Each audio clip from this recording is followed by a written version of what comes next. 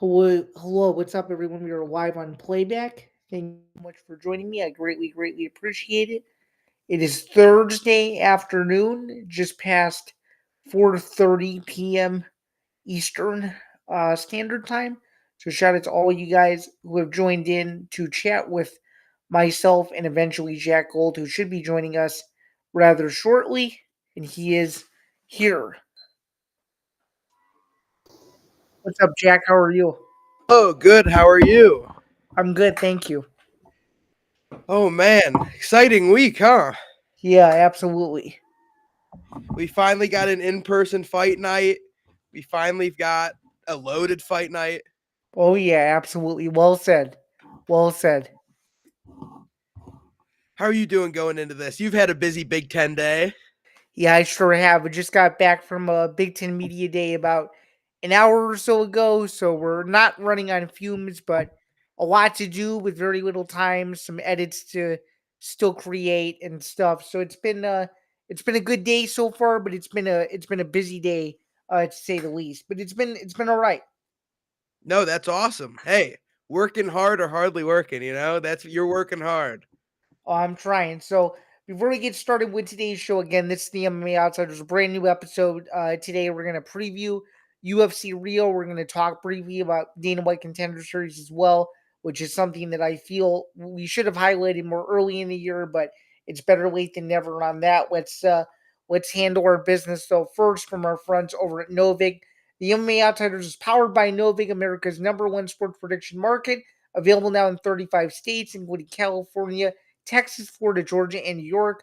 I know that you're 10 times more likely to win long term compared to a traditional sports book because you're playing against real users and not just the house. Sign up today and use the promo code ETB Network for exclusive bonuses. Must be 21 or older, and please gamble responsibly.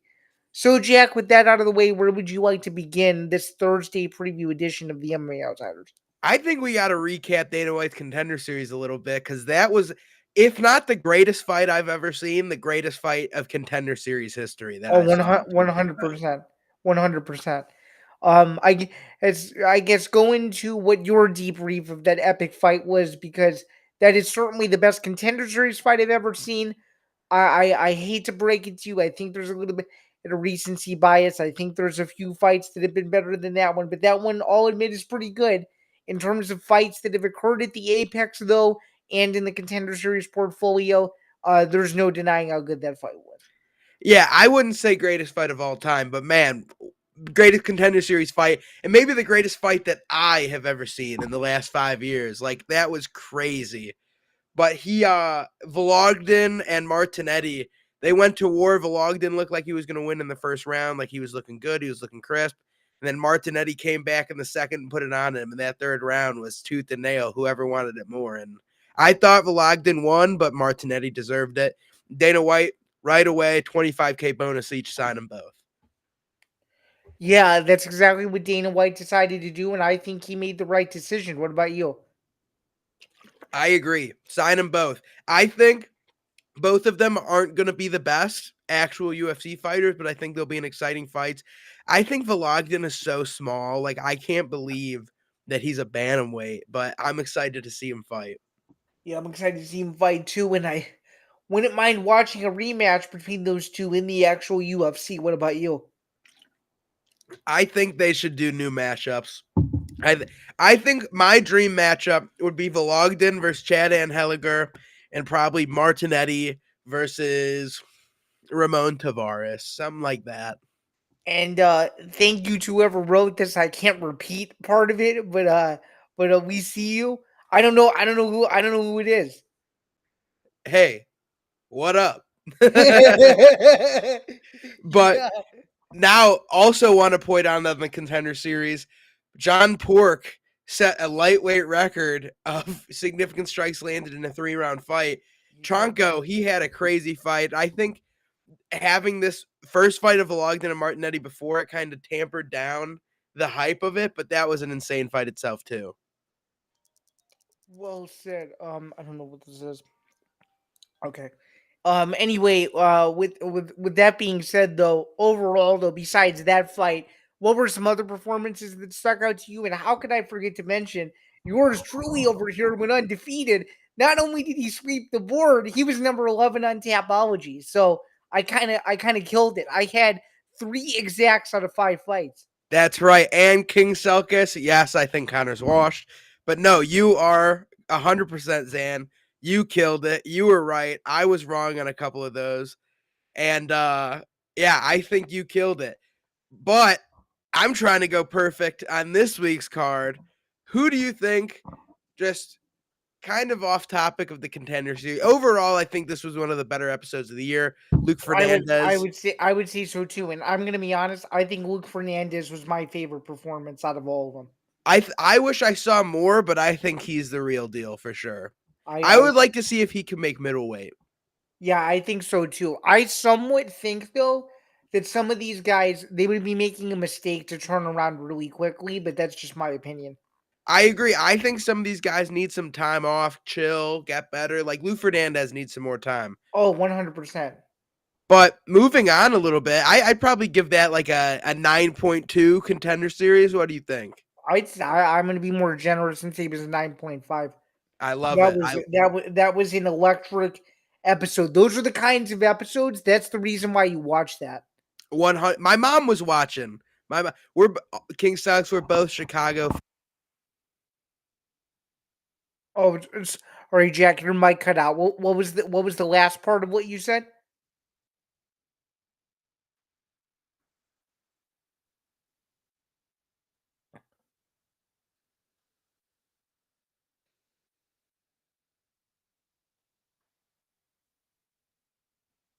Oh, I gotta let him know. I think he's muted. I can't hang on. Can you hear me? Because I think your mic is muted. Can you hear me? I can hear you. Can Yeah, you hear me again? your mic was muted for like 30 seconds. What I were you know it saying? wasn't muted. It just gets disconnected. But no, what I was saying was, one, we're from Chicago. Sorry about that. Two, I think that was like exactly the reason why people watch it. Like you were saying, like even my mom was watching it at home, texting me saying, "Holy crap, this is insane." No way, that's awesome. And But yeah, that's the difference between your mom and mine. You would never see my mom watch that. but moving on a little bit, you want to start going over some of these cards for UFC Rio? Are we friends in real life? The answer is yes. We actually are. We have we have interacted in person, and we are from the same state. So I can say yes. Jack, can you 100%. Jack, can you attest? I can attest. Zan's the man. Yes, Friends sir. We in can real life. sure we can go over UFC Rio. That's not a problem. No, but Okay, it's so a big card. yeah, 13 fights, yeah, starts at 3 o'clock. yeah, it's a big fight night card. It's an early start fight night card too, which is very unique. Let's see. Let's go over this. Okay, Yeah, you want to go top to bottom or bottom to sure. top. So just to be transparent, I kind of kicked your ass last week. uh, to be fair, I went 11-3, and I'm triple checking how you did, but you did pretty decent too. I think I beat you by one I fight. think I went 8-5 if I remember correctly. Let me. I have it here. 1 second. But yeah, nonetheless, I beat you by a couple. You're still up on me though overall for the year, but it's been a fun competition ever since you joined in. Here, let me take a look at this. You went no, because there were 14 fights. You went 9-5. That's right. Yep. Yeah, 9 Yeah. and 5. Yeah. You went 9-5 because it was a 14 fight card. So Hey, not too bad. yeah, you missed on Ankalaev, you missed on Patchy Mix, you missed on you, and you missed on Chiason, and as well as Austin Vanderford. So you That's missed it. correct. You missed a couple. Yeah. That's okay. I'll take those losses on the chin. We keep moving forward. This week I'm going 13-0. No, you aren't. But nonetheless, though, let's start from the bottom of the card and work our way to the top as we usually do on this. So, according to Tapology, here are the particulars: 13 fight card for Mossy Arena Rio de Janeiro, Brazil. Main event of the evening, 5 rounds. Former UFC lightweight champion Charles Oliveira taking on Mateus Gamrot in the main event. Let's start from the bottom of the card, as I just alluded to, because this card is stacked with a bunch of talent, and this is a hardcore cards. Let's start with the first fight of the night: Oliveira versus Lacerda, 18-6 versus 12-3. What is your early outlook on this fight? Luan Lacerda is the minus 265 favorite, and I think he deserves to be. I am taking Luan Lacerda to get the win. Both of these guys are combined 0-5 in the UFC, but Luan Lacerda, his last win was Marceli Alves, who turned out to be pretty dang good. He beat Gerald Hodge, he beat Leandro Higo, Jake Hadley, Justin Wetzel. He's the PFL champion now. I think Luan Lacerda is going to get the job done. I don't rate Simon Oliveira at all. Okay, I like Lacerda as well, so that makes two of us there. How do you feel about the next one? Police Street versus Kovalevich. I never think that women fight favorites, unless they're established, should be as big of a favorite as Pilastri. She's minus 530, but I do think Pilastri's going to win. Carolina's been talking a lot about retirement before this fight. And whenever I hear that, I hate that. So you like Pilastri. Yeah, I would even maybe sprinkle inside the distance. Okay. And yeah, I'm going more conservative, and I'm saying she's going to win by decision. But I could see those two winning the first two fights of the night for sure. Let's move on now to the next fight. And let's dive a little deeper. We have a battle of heavyweight bangers. We got Walter Walker versus Muhammad Usman, and to me, this fight screams as if Usman's back is against the wall. What do you think? 14-1 versus 11-4. I think Walter Walker continues to make history. I don't rate Muhammad Usman at all. I don't think he's good. I think Walter Walker is good. I think he gets a fourth heel hook in a row, but if I'm being conservative, I'm just taking him to win by knockout or submission. I think he gets the finish. Yeah, I'm picking him to win by knockout as well. Yeah, I think he's just better than Usman, you mean? than Mo Usman. Okay, gotcha. All right. Okay, let's move on to the next one. Keeping the train rolling with home countrymen here. We have Rafael Filo taking on Clayton Carpenter, one of the rare American fighters who's competing on this card.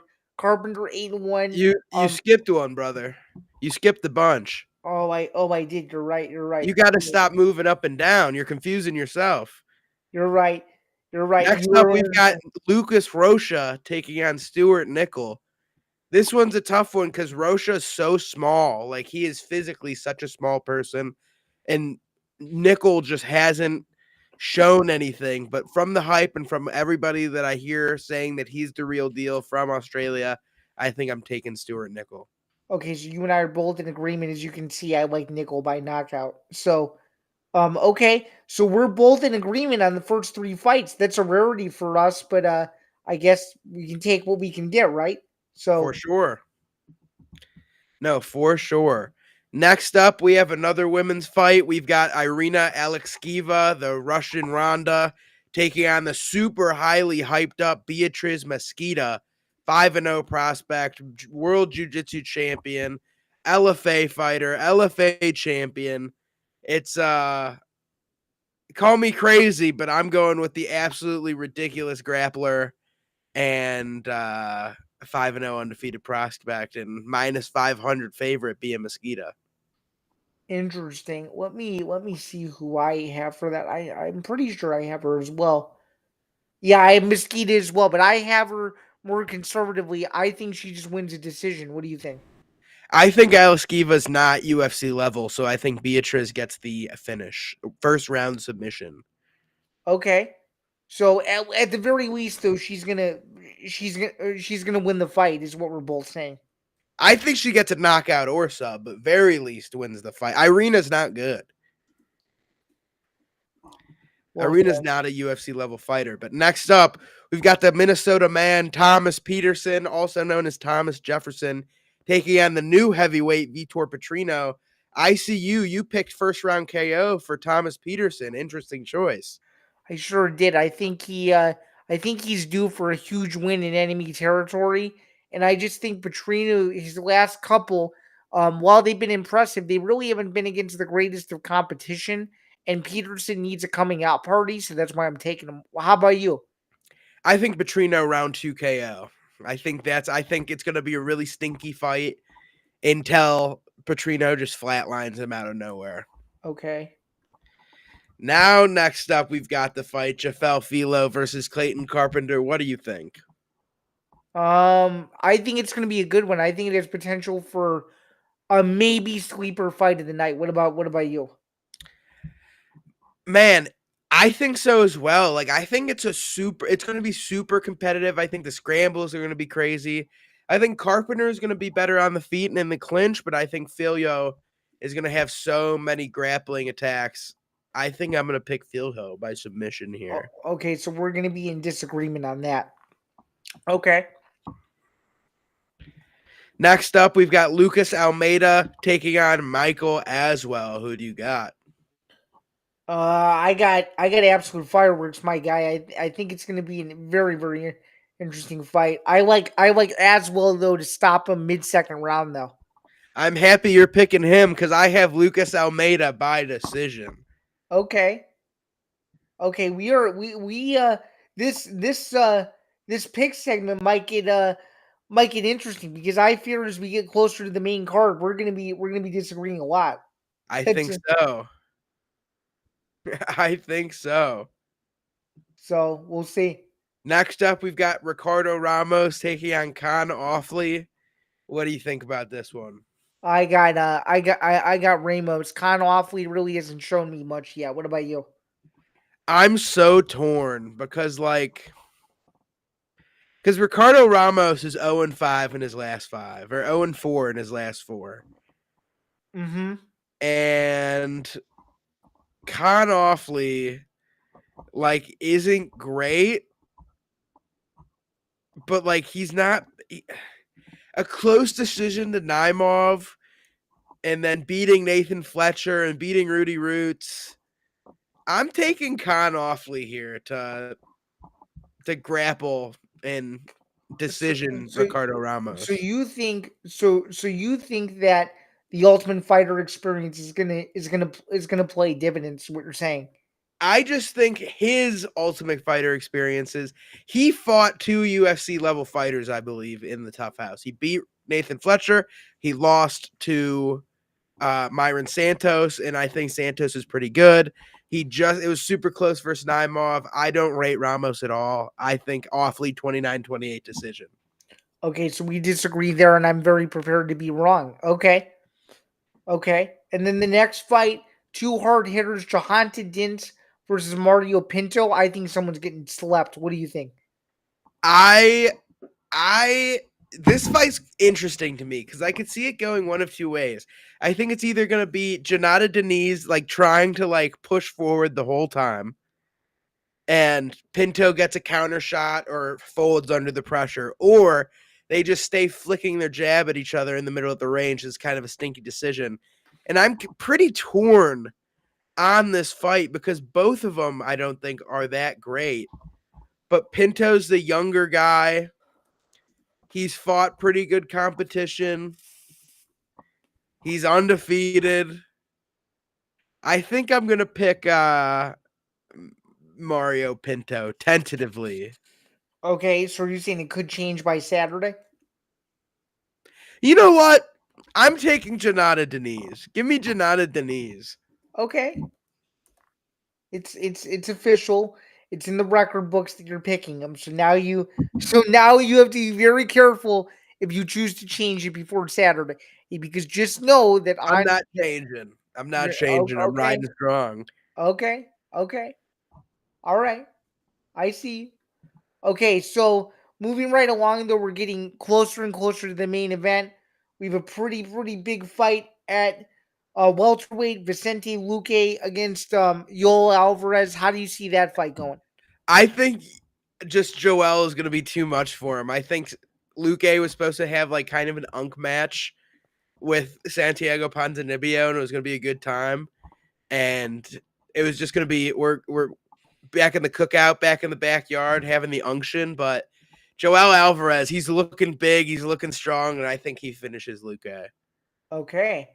All right, what do we got here? Former champ and Davison Figueiredo taking on your guy Montel Jackson. Does Montel Jackson have a chance to silence a lot of Portuguese people on Saturday night, or does Figgy show that is experience? It's one of those fights where we're gonna know right away. Like I think Figgy's got a real chance of grappling this fight. Like I think he could out grapple Montel Jackson. I do too, and I think he'll be 100% off the Sandhagen fight where he just looked horrible. I was there, dude, and from the second the fight started, I knew that Figgy was going to lose, regardless of how. So I know I'm gonna pick Montel to win tentatively, but the second the fight starts, I might make a tweet, be like, "Oh, I was wrong. This is Figgy's fight."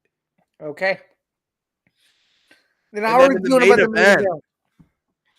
we've got a big main event, short notice. Gamrot stepping in. What are you thinking?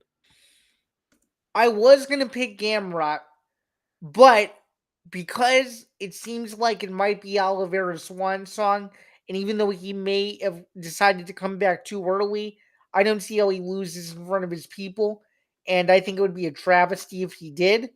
So I am going to pick Oliveira to win the main event. What about you? Same. Charles Oliveira do Bronx by finish. Woo! By finish, okay. I have him by finish as well. How do you see him getting it done? I think Gamrot leaves his head out there for guillotines a lot. So I think either a guillotine or he's going to get knocked down on the feet, chased down, gets the back choked out. Really? Wow. Okay. And what do you think is Jackson's key to victory in his fight? Because I think if he keeps it standing, the fight can turn at any moment. What do you think? Montel? Yeah, Yeah, if the fight stays on the feet, I think Montel is so fast and so powerful. He could hurt Figgy at any moment. Like he that's can what hurt him bad. that's what I'm saying.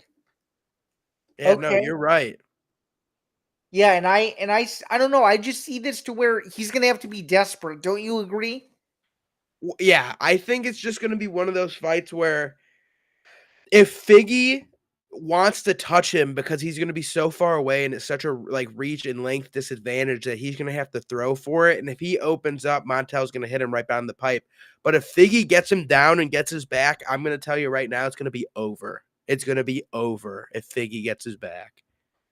I think so too, and that's why I like him by submission, and I think he's going to do it early to where the championship rounds or excuse me, not the championship rounds. Actually, for the main event, I will say this: Oliveira. Well, now that we're on this, I can just say because I pivoted without realizing. I think the main event is not hitting the championship rounds. What about you? No, I don't think so either. I think round 2, round 3. Yeah, I have Oliveira by submission in round two. If you were to make an exact pick, would you say it's a round two submission or round three? I would say round 3 because I think round 1 is going to be Gamrot pushing like crazy. Honestly, you know what? Round 1 submission, Charles Oliveira. Wow. I Would think you I think Gamrot's going to be pushing so hard so early after the first minute. I think the first minute's going to be slow, and I think one action, whether it be a kick, punch, takedown, is going to start like a 4-minute scramble fest basically, and it's going to end up with Charles submitting and Gamrot. would you sprinkle something or no? Yes, 100%. You best believe I am. You best believe I'm sprinkling Gamrot by KO. Like that's I'm nervous for Charles's chin. Could you imagine if Oliveira got knocked out again? Oh my god. He's 17-0 in Brazil. I know. So I How think can he you make that's what I don't get. Like how can you pick against a guy who's so good in his home country and is a former champion and clearly has the experience edge? I just don't get the love for Gamrot in this spot, and I'm glad you don't either, because to me it just doesn't make sense. Yeah, Dylan, I just think I don't love it. I think Dubronx, that's where it means to stay. He is Dubronx. Changing it now, I think maybe because this might be his last fight, that he wants to go into this with a mindset of he is the hunter, he is the predator. But I just don't know. I'm not loving it. He'll always be DuBronx to me, but I think Charles Oliveira gets the win. Yeah, I think Charles Oliveira gets the win too, and I don't know the picture, what was just sent to me in here. If you can see it, can you tell me what it is? I can't see what it is. I deleted it. It was a inappropriate picture of a woman. Okay. Oh my god. Oh my god. Okay. Just know I'm laughing at the fact that you deleted it because as you should have. Not the fact that I saw it written in because I didn't yeah, I just think the whole interaction's hilarious. But nonetheless, hey, as We long as can't get reported by playback here.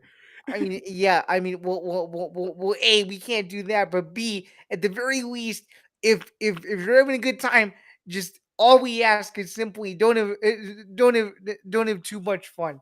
It's all we it's over. How how can you? No, I literally can't see it. I Don't literally, send more. Don't tempt him. I literally cannot see what was sent and now deleted. So I can't see it. But with the last couple minutes of the show, with the last couple minutes of the show, Zan, Oh, this is we got some breaking news this week. We had Malcolm Wellmaker get announced for MSG versus Surrey City. I I did see kinda, that. I kinda was mentioning that he has a fight book. That's the one I was talking about. How you feeling about that matchup, and what do you think happens? I think Wellmaker beats him, and I think it's a highlight reel finish for him too. I think it's his MSG moment, if you will. What do I you? hope so. I surely hope so because there's another matchup. There's another matchup in December that that is being made and might be a well maker setup for the White House. So we'll see. I know you were hinting at that on Tuesday, so let's see if it comes to fruition or not. I think either this weekend or the 25th of October it gets announced. Okay, interesting, interesting. But any other big news you want to talk about? John McCarthy, he came back to reffing this week. He Yeah, left the Weighing In podcast. that was really interesting. So he's officially done with it. So he is taking a leave of absence because if you can't do both. If you're a ref, you can't do that type of stuff. Oh, okay. Just like if you work for a conference or a team, you can't do anything outside of that. Yeah. Okay, gotcha. I understand. I gotcha. But yeah, good for him. Legend, of course. Should have refed a little bit more in those latter years, but nonetheless, good to see him back. He's the gold standard of the sport, and I think a lot of people have forgotten about him. So hopefully, this is another means of people not forgetting about him. I cannot see what this cover of this new sport image is either. So you gotta enlighten me. I can enlighten you. I don't know if you've been seeing these AI sports videos in the Yeah, recent yeah, days. with the He, Stephen Hawking and stuff like that. he sent in a future of the Olympics couple, a USA, a Sweden, and a Brazilian all hitting the bong, a bong Olympics contest. So he's gonna cover this new Unusual. sport. Oh, jeez. Well, hey, I'll give him this though. Those AI videos have been hilarious, especially the Stephen Hawking one. I'm sure you've seen a million of That's those. so bad. I've been seeing. I don't know why. That's a great question. And I'm using Chrome too, so I have no idea what's wrong. I don't know. I know, Zan, you're missing out. There's been some good stuff in here. Yeah, But I don't know. all right. Well, that kind of does it for this week's episode. We've got a couple different picks. I think we had 8 different picks this week, Yeah, and 8 different. Okay, hey, so actually, speaking of predictions, let's go over them one more time. Let's go through me first. So I have Lacerda, um, Pilastri, Walker, Nickel, Mosqueda, Peterson, Carpenter, Aswell, Hamos, Dins, Alvarez, Figueredo, and Oliveira. That's who and, I, I have. and I've got Lacerda, Pilastri, Walker, Nickel, Mosquita, Petrino, Filho, Almeida, Offley, Denise, Alvarez, Montel Jackson, and Charles Oliveira. Yeah, so we're differing on a couple, and just to go over this, our overall records for 2025, Mr. Jack Gold to my right is sitting comfortably with an 8-fight lead, 243, 157 and 3, while I'm currently sitting at 235, 165 and 3. Jack, how does that sound as we get into the final stretch of the UFC calendar? You think it's going to be an interesting race with a few events to go? I'm about to clean sweep you this week and make it smooth sailing for the rest of the year. Oh, geez. Okay. Well. Good luck. Good luck with that, because I believe personally that MMA is the most difficult sport to predict. You can come at me all you want. All the four major sports people can rip me all they want. I personally think that MMA is the toughest sport to predict. What about you? I think there's the most things that could happen for sure. I think so too. I think so too. Any other nuggets or notes that maybe you want to plug for next week? Because we have a pretty big week next week. We have a huge card in Vancouver, don't we? Yes, we do. I want to plug next week, next Monday, we have an interview coming out with Davey Grant ahead of his featured prelim bout against Charles Jourdain in Vancouver. Look out for that on the Jack Old MMA channel. And I'm excited for a big week in Rio, a big week in Canada, and then heading to Abu Dhabi for Tom Aspinall defending his heavyweight title. I Yeah, think that does it for the MMA Outsiders this week. Yeah, Tom Aspinall fighting Cyril Gane in a couple weeks is going to be fun, and yeah, I do think that that is a fitting conclusion to yet another episode of the MMA Outsiders. He's Jack Gold. I'm Zam Bando. We will catch you guys next Tuesday for more combat sports goodies. We're Good luck. live. We're live every Tuesday at 2 to 2:30 to 3. Kind of changes every Tuesday and Thursday Central Time, 2 o'clock ish. Yeah, 2 o'clock-ish every week, Tuesday, Thursday. For those of you who have just tuned in for the first time, Tuesday is the recap of the weekend before. Thursday is always looking ahead to the fights themselves that weekend. So if you like what you heard, please be sure to continue to tune back in every single week, and we will see you guys soon. Have a good